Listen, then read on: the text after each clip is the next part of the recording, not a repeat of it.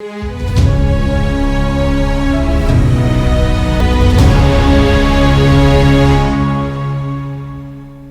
दोस्तों, राजनीति की बातों में आपका स्वागत है। मैं हूं आपका दोस्त धर्मेंद्र कंवारी और ये जो पॉलिटिक्स ऑफ सीरीज जो चौधरी की चल रही है दोस्तों, इस सीरीज में आज हम उस हलके की बात करेंगे जो चौधरी बंसीलाल जी की कर्मभूमि रही है। नाम सुनते ही आपको समझ में आ गया होगा कि चौधरी बंसीलाल और तोसाम हलका एक दूसरे से इतने गुथे मुथे हुए हैं कि जब भी तोसाम का जिक्र आता है चौधरी बंसीलाल का भी जिक्र आता है। चौधरी बंसीलाल जी तोसाम से कभी नहीं हारे। केवल 1987 के चुनाव में, जो बहुत गड़बड़ी वाला चुनाव था, उनको हराया गया था। बाद में हाई कोर्ट से वो विजेता बने, लेकिन तब तक 5 साल का जो टर्म था वो पूरा हो चुका था। अगर आप तोसाम हलके के चुनावी इतिहास की बात करें तो तोसाम विधानसभा 1957 में अस्तित्व में आई थी और पहली बार निर्दलीय चंद्रभान जी यहाँ से विधायक बने थे, लेकिन बाद में वो कांग्रेस में शामिल हो गए थे। 1962 में भी यहाँ से निर्दलीय चौधरी जगन्नाथ जी विधायक चुने गए।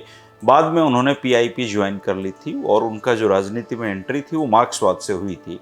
उन्होंने कांग्रेस के चौधरी निहाल सिंह जी को हराया था। और चौधरी जगन्नाथ जी का नाम इसलिए बहुत महत्वपूर्ण है क्योंकि एक दलित परिवार में पैदा होकर, बहुत ही गरीब घर में पैदा होकर, कॉलेज में पढ़ते हुए एक सामान्य सीट से उनका चुनाव जीतना, लड़ना कम चुनौतीपूर्ण नहीं था उस दौर में, लेकिन तोसाम से उन्होंने ये करिश्मा कर दिखाया था। 1967 में चौधरी बंसीलाल जी की एंट्री तोसाम में होती है। तोसाम से पहली बार वो चुनाव लड़ते हैं और वो चुनाव जीतते हैं। कांग्रेस जो सोशलिस्ट पार्टी थी उसके मनीराम जी होते थे, उन्होंने उनके खिलाफ चुनाव लड़ा था। 1968 में चौधरी बंसीलाल जी को सोशलिस्ट नेता चौधरी जंगवीर सिंह पंघाल से अच्छी खासी चुनौती मिली और 1249 वोटों से जीतकर वो विधानसभा पहुंचे। लेकिन इस जीत ने उनके मुख्यमंत्री बनने के दरवाजे खोल दिए और वो हरियाणा प्रदेश के तीसरे मुख्यमंत्री बने। 1972 का चुनाव तोसाम में इसलिए रोमांचक हो गया क्योंकि चौधरी देवीलाल जी चुनाव लड़ने के लिए तोसाम में पहुंच गए और उन्होंने चौधरी जंगवीर सिंह जी को इस बात के लिए मनाया कि मैं ये चुनाव लड़ना चाहता हूं, तो उनका चीज लड़िए। और वो आदमपुर से भी ये चुनाव लड़े और दोनों जगह से चुनाव हारे इस बार। और इतना मन उनका खट्टा हो गया था कि घर राजनीति छोड़कर बैठ गए थे।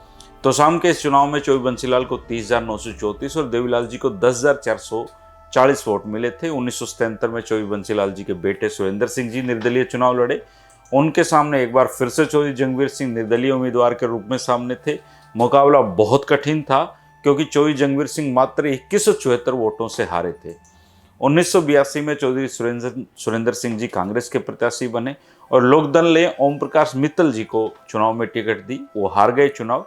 1987 में चौधरी देवीलाल की प्रचंड आंधी चल रही थी और अपने जीवन का पहला चुनाव लड़ रहे चौधरी धर्मवीर सिंह जो तालू से हैं, उन्होंने बंसीलाल सरीखे बरगद को गिरा दिया और इस चुनाव में चौधरी धर्मवीर तालू को 32,547 और चौधरी बंसीलाल जी को 30,361 वोट मिले। फाइनल कैलकुलेशन हुई। चुनाव धांधलियों से भरा हुआ था, हिंसा से भरा हुआ था। चौधरी बंसीलाल जी हाईकोर्ट पहुंचे। हाईकोर्ट ने इस चुनाव में उनको विजेता करार दिया, लेकिन तब तक 5 साल पूरे हो चुके थे। 1991 और 1996 के चुनाव में चौधरी बंसीलाल अपनी हरियाणा विकास पार्टी से चुनाव लड़े और धर्मवीर सिंह जी कांग्रेस के प्रत्याशी के रूप में मैदान में कूदे, लेकिन दोनों बार चौधरी बंसीलाल से हारे। चौधरी धर्मवीर को 2000 में जो चुनाव था उसमें धर्मवीर सिंह जी ने हविपा के सुरेंद्र सिंह जी को हराने में सफलता हासिल की। 2005 में सुरेंद्र सिंह जी ने इनेलो के सुनील कुमार लांबा जी को हराया और उनको हुड्डा मंत्रिमंडल में शामिल किया गया, लेकिन कुछ दिन बाद हवाई हादसे में उनका निधन हो गया और उनके निधन के बाद उनकी जो धर्मपत्नी है किरण चौधरी जी, वो तोसाम में आई, उपचुनाव लड़ा और किसी भी राजनीतिक दल ने उनके सामने कोई प्रत्याशी नहीं खड़ा किया था। 4 निर्दलीय उम्मीदवार जरूर मैदान में थे और 1,26,648 मतों में से उनको 1,25,846 वोट मिले थे और 338 वोट उनके निकटतम प्रतिद्वंदी थे उनको मिले थे। किरण चौधरी जी भी हुड्डा सरकार में मंत्री रही। 2009 में फिर से किरण चौधरी जी ने जीत दर्ज की। उन्होंने इनेलो के कर्नल गजराज सिंह जी को 40,000 से ज़्यादा वोटों से हराया।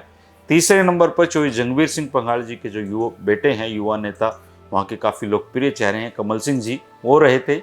2014 के चुनाव में भी किरण चौधरी की जीत हुई, लेकिन ये चुनाव अपने आप में इसलिए अनोखा था क्योंकि चौधरी धर्मवीर सिंह के कोटे से भाजपा ने टिकट उनका जो कट्टर समर्थक थे गुणपाल सिंह जी को दी थी, लेकिन चौधरी धर्मवीर सिंह ने अपने भाई राजबीर लाला को निर्दलीय चुनाव मैदान में उतार दिया।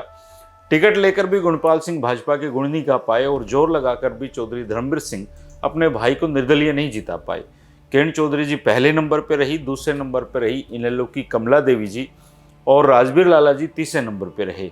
छठे नंबर पे भाजपा के गुणपाल सिंह थे, उनको मात्र 1822 वोट मिले थे। 2019 के चुनाव में भी किरण चौधरी को कोई चुनौती देने वाला नहीं मिला।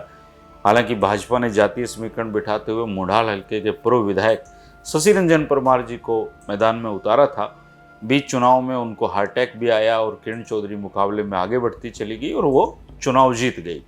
इस तरीके से चौधरी बंसीलाल जी की कर्मभूमि आज भी उनके परिवार का साथ देती हुई दिखाई दे रही है। लेकिन राजनीतिक परिस्थितियां तेजी से बदलती हैं। अब किरण चौधरी जी का कांग्रेस में जो भूपेंद्र सिंह हुड्डा है उनसे 36 का आंकड़ा चल रहा है। 2024 एक बड़ा सवाल है कि क्या किरण चौधरी की घेरेबंदी कोई वहां पे कर सकता है।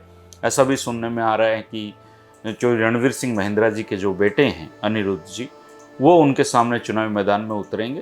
पार्टी कोई भी हो सकती है, अगर किरण जी कांग्रेस में रहती हैं तो वो भाजपा से उतरेंगे, अगर भाजपा में किरण चौधरी जी चली गई तो वो कांग्रेस से उतर सकते हैं। क्योंकि बाड़ा हल्के में चौधरी रणवीर सिंह महिंद्रा जी ने बहुत मेहनत की लेकिन सफलता नहीं मिल पाई। इस बार वो जीतने की नज़दीक थे, लेकिन इस बार नैना चौटाला वहाँ पे आज धमकी और लोगों ने उनको वोट दे दिए।